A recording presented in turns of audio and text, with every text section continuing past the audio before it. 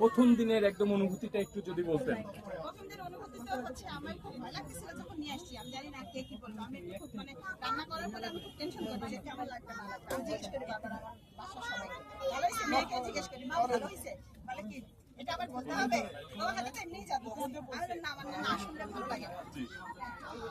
আমি হচ্ছে তখন একে জিজ্ঞেস করি যে বাবা কেমন হয়েছে? বলে কি ভালো হয়েছে। ওরা আবার শুনে মজা করে। আচ্ছা আর ওর বাবাকে জীবনেও বলে না ভালো হয়েছে। ওর বাবা যদি ভালো লাগে সে কি করে সব খাইতে থাকে। বেশি বেশি করে খায়। আচ্ছা। যখন খায় তখন যদি বলা যায় কেমন হয়েছে বলে কি খাওয়া দেখলেও তো বোঝা যায় কেমন। ওকে, দেখেন তার মানে হচ্ছে ভাই আর হচ্ছে অ্যাপ্রিসিয়েটটা অন্যরকম, মানে একটু অন্যভাবে করেন, মুখে বলবেন।